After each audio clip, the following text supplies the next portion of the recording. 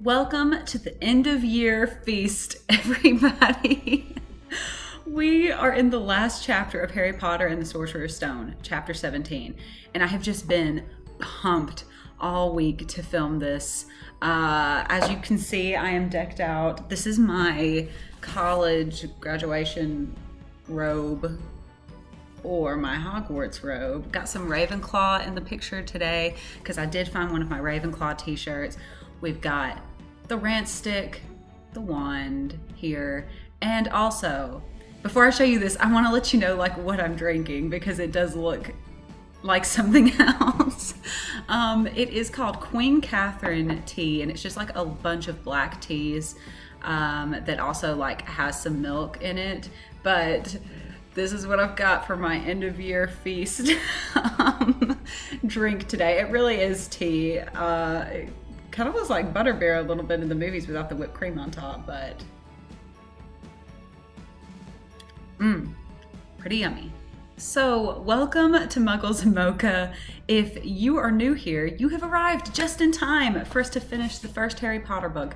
We are a book club that's covering every single book, 1 or 2 chapters at a time. It's connected to my editing website, madisonkdarby.com. And I actually write articles about each chapter, as well as articles just about a lot of different writing stuff and editing stuff in books. So yeah, go check that out. And you can also follow me on social media. All of my social media handles are available on the website as well. So we've got our coffee or our tea and we are celebrating. We have a lot to cover today, so let's get started. So where we left off last week, Harry was walking into the final challenge and he sees, drumroll, Quirrell. Professor Quirrell. Okay, guys, I need you to be honest. If you can remember, because I know a lot of us read this as kids, so for me personally, I can't remember my reaction to this. But did you, when you were first reading the books, especially if you read it as an adult, did you guess Quirrell without seeing the movies? I need y'all to be honest here. Does J.K. Rowling hide Quirrell enough while also putting him out there he's the first person in the wizarding world besides Hagrid that Harry meets? He's always kind of at the scene while not being a suspect. Did y'all guess it was him? Let me know in the comments. We find out that Quirrell was behind everything, that Snape was trying to save Harry and protect him and the school this whole time. We get a lot of redemption for Snape here. Because I forgot that the reason that Snape wanted to referee the Quidditch match was because of what happened to Harry before. So yeah, forgot about that. And so Harry is tied up, very brave during this part. Good grief. I was extremely impressed with how Harry handled this situation. I don't know. I just think he shows a lot of guts. But we're getting to the part where the Mirror of Erised comes in. Quirrell obviously doesn't know what it is or how it works.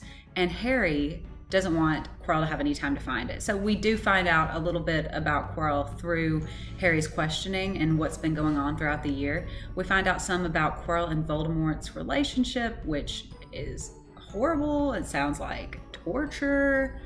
I don't know. Bad stuff going on there.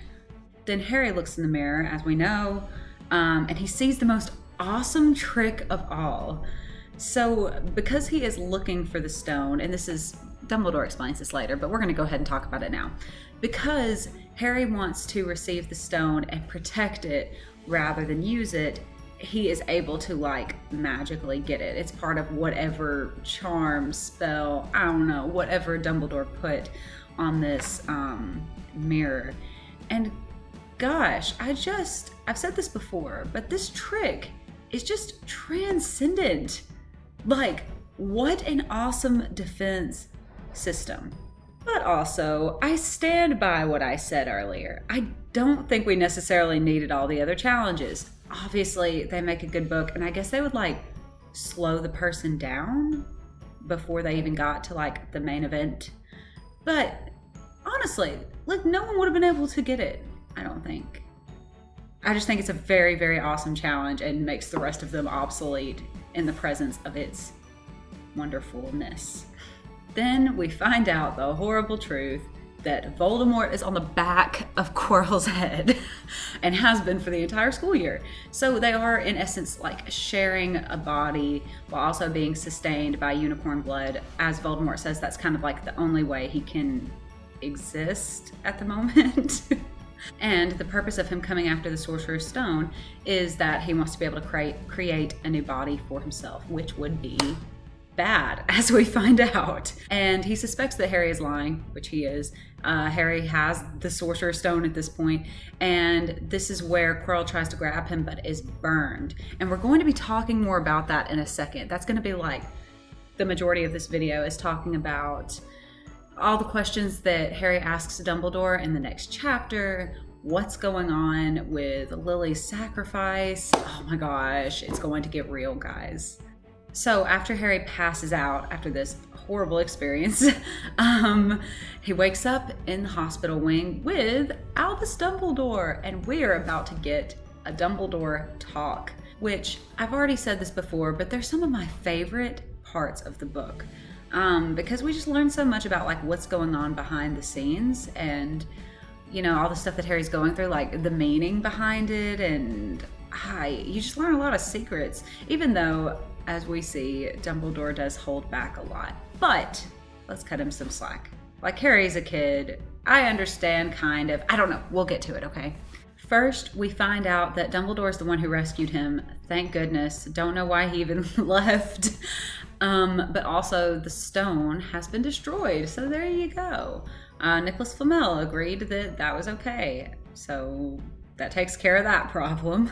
But then we get a huge statement.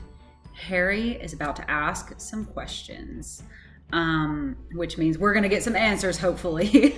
So Harry does ask a couple of things, and that is going to be the focus, the main focus of our video today, is breaking down Dumbledore's answers to his questions.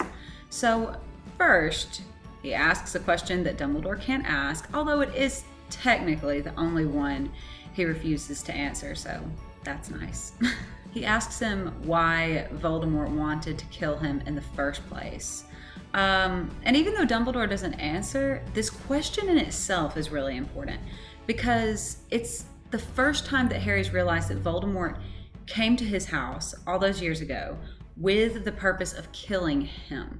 I think before now, like, he knew that his parents fought against Voldemort, and that they obviously weren't on his side, so there could have been a lot of reasons that Voldemort came and that Harry might have just been caught in the crossfire, because he's a baby. Like Harry says, like, why would he be coming after me in the first place? And so this is just a really important, like, jumping off the diving board moment where we're gonna find out more about Voldemort and Harry's connection, why he was even interested in Harry in the first place. I won't go into it too much now, because that's gonna be like the next the rest of the series is going to be about that, so we'll be talking about it a lot. Second, Harry asks why Quirrell couldn't touch him. And you guys, the article for this week, oh my gosh, it took a lot out of me, because it was emotional, and I break down the nature of Lily's sacrifice. And my initial thought in doing this was that I hear a lot of people, especially adults, who are reading the books for the first time, and they kind of make fun of Dumbledore's explanation here that the sacrifice that Lily made this caused this protection to come upon Harry, and people make fun of it. And that's why I wrote the article, because no, just no. This is a very, very, very important part. And we find out that love is like an extremely powerful branch of magic in the wizarding world.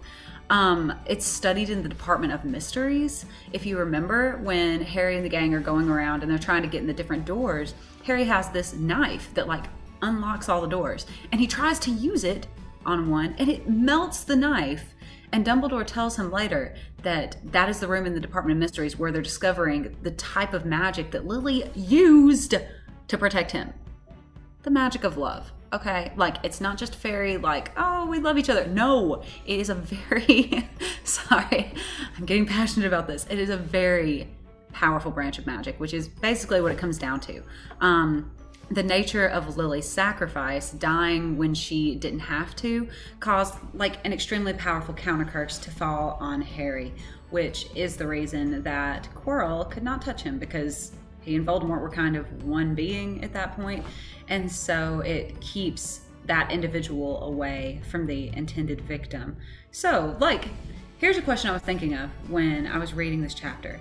If Quirrell had cast an unforgivable curse on Harry, Avada Kedavra, would it have killed him? I actually think it would have, personally, because it was Quirrell's own doing. When Harry's touching Quirrell, or when Quirrell's touching him, like, the skin of Quirrell, like, Voldemort is dwelling inside him. So, that's a little different. Like, physically, he is also touching Voldemort, while Quirrell would have been casting Avada Kedavra, that would have been from Quirrell himself. Does that make sense? Like, I think that Harry would have died if Quirrell would have cast a spell on him. I think it all has to do with Voldemort and stopping Voldemort, which, as J.K. Rowling has said, I actually found an article or her answering a question about this, and this is like a very unscientific part of the wizarding world. So there isn't like a formula of, okay, if you do this, you do this, you do this, then this happens. So like, that's why the people in the Department of Mysteries are studying it, because it's mysterious.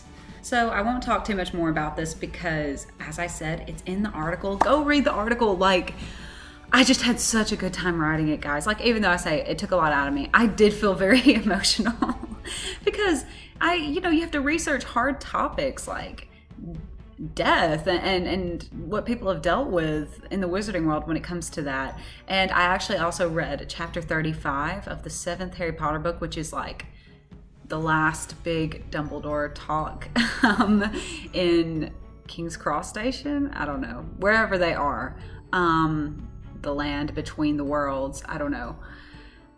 Like, that was hard to read, and it made me so excited to get to the 7th book, or even just books when Harry's older, when things get a little more complex. I'm just really excited about it. And there are other times in the Harry Potter universe when we see the magical qualities of love, and I listed those in the article, but there was a surprising one. Harry himself. Seriously, well, when you read it, you'll see. It's not surprising because it's surprising. It's surprising because I forgot about it. So, go read about it. For real. Discuss it in the comments if you want. I'd love to answer any questions and talk more about it because it was just the bomb writing that. And I know I keep saying I'm going to talk about something else. Before I get off of this, I also can't wait to talk more about Voldemort and his relationship with love. So I have thoughts about it because Dumbledore says a lot that Voldemort can't comprehend love, like he doesn't understand it, so that's like his weakness. So he always makes these oversights due to the fact that he just can't understand love, which is so interesting. And like I said, I have thoughts. I don't want to give them away because we're going to talk about it when this is more relevant. But yeah, stay tuned for that. And I just think it's really interesting that every mistake and oversight that Voldemort makes in the books is on account of that which he can't understand, which is love. It shows itself with Lily, first of all, and this protection that she puts on Harry. Like, Voldemort never really grasps that and what that means and what she did and why. So it starts with that. And I think the last big one, which is super powerful, is the betrayal of Snape. That was done on account of a love that consumed and pushed and drove Snape through the rest of his life to the point that, like, Voldemort never would have suspected that he would choose to do this for this woman he asked him not to kill so many years ago. Like, oh god, this is just such a great theme throughout the books, if not one of my favorites for sure. So back to Harry's questions. We do find out that Dumbledore sent him the cloak. And okay, this is interesting. Dumbledore tells Harry that he sent it to him because, like, it's useful, and he says that his father used it a lot. And then later, Harry mentions that he thinks Dumbledore knew somehow that he would try to use it to go after the stone. that it would come in handy. Personally, I don't think it's either of those things. I think that Dumbledore, even though he's not lying to Harry, like obviously the cloak is useful, so that would be part of the decision for why he would give it to Harry, besides it being that it's his dad's. I think that Dumbledore can't obviously tell Harry everything behind all of these decisions because Harry is young and he doesn't have to know at this point what's going to happen. Oh my gosh, I sound like Dumbledore. Oh my goodness. See, look, I always get mad at Dumbledore because he didn't tell Harry things, but in the end, I think that I feel the same way. Like, the reason I think Dumbledore gave it to him is because he's holding on to this guilt. Like, especially about the Hallows. When I read chapter 35 recently, I forgot how much that Dumbledore was holding on to when he talks about the Deathly Hallows and how, like, he shouldn't be trusted with power because he can't handle it and that he has made so many mistakes. And he admits when he borrowed the invisibility cloak from Harry's dad that it was out of this almost like selfish curiosity, like, just could it really be this? And then Harry's parents died. And not that the cloak would have protected them. I mean, Harry and Dumbledore both admit that, like, the cloak can't stop spells and they probably still would have died. I think just like he didn't feel worthy to have another Hallow in his hands, and plus it was supposed to be passed down to Harry. I don't know. There's just a lot going into it that obviously Dumbledore couldn't tell Harry at this point in the book. Next, Harry finds out that Snape does indeed dislike Harry because he hated his father. Dumbledore doesn't want to say hate, but that is what it is. And this is just the beginning of that story. And last, Dumbledore explains how Harry got the stone out of the mirror, which we've already talked about. So, Dumbledore answered almost all of the questions, and even though he didn't answer some of them fully, I think he did a good job. I was like ready to be mad and be like, he's not gonna tell him anything, but we covered a lot of ground here. So Harry updates Ron and Hermione, gets a very sweet visit from Hagrid where Hagrid gives him that album with all the pictures of his parents. Y'all, that part really gets me, especially with the article and the video we made about the Mirror of Erised and how that was like the first time Harry saw his parents. Like, he didn't even recognize them when he saw them, and now he has these pictures of them that Hagrid has collected from their old friends, and I just...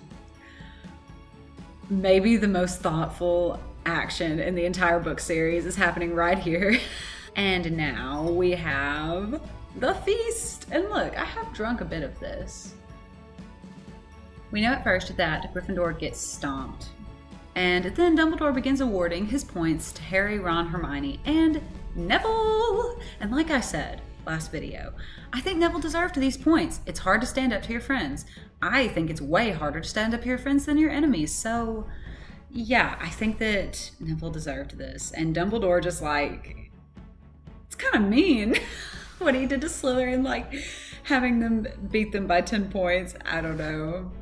I got some satisfaction from it. And above all, my favorite part about this end of year feast is that Harry has just a great night. The way he describes it is just so happy, and based on what he just went through and what's coming in the future, he deserves this, doesn't he? Like, he deserves to have a good night. And oh, Harry, it's only getting worse from here. Then we have the saddest part of the year, the entire books, whenever they go home on the Hogwarts Express. That just always, I just always feel sad. Then we have the very last paragraph of chapter 17, which says, "Hope you have a good holiday," said Hermione, looking uncertainly after Uncle Vernon, shocked that anyone could be so unpleasant. "Oh, I will," said Harry, and they were surprised at the grin that was spreading over his face. "They don't know we're not allowed to use magic at home.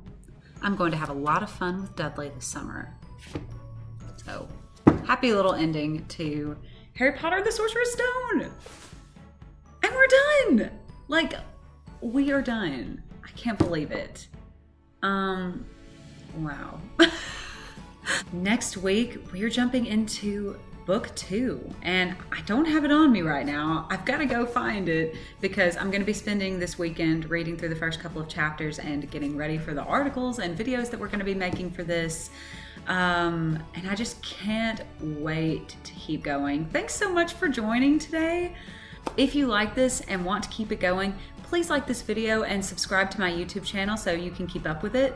Also, share this with other Harry Potter fans in your life. I love doing this, and I know that there's a lot of Harry Potter fans out there that are just like wanting more content and it's over besides Fantastic Beasts, so it's always great to relive. Send them to my website and to our book club, and yeah. I'm in shock. I can't believe it. We are finished with the first book, but I'm really excited for the second one. So, something to know, this coming Monday, I am going to be releasing a video on my Facebook page for Madison K. Darby Editing that is going to be like my overall thoughts on Harry Potter and the Sorcerer's Stone and like what I think it brings to the series as a whole. So keep an eye out for that. It's going to be going up on my Facebook page. And yeah, I'm excited to cover it. I mean, there's a lot to say when it comes to the first book because it's the first book. So watch out for that. I will see you next week for book 2, chapter 1. So read that over this week and I'll see you back here next week. Goodbye.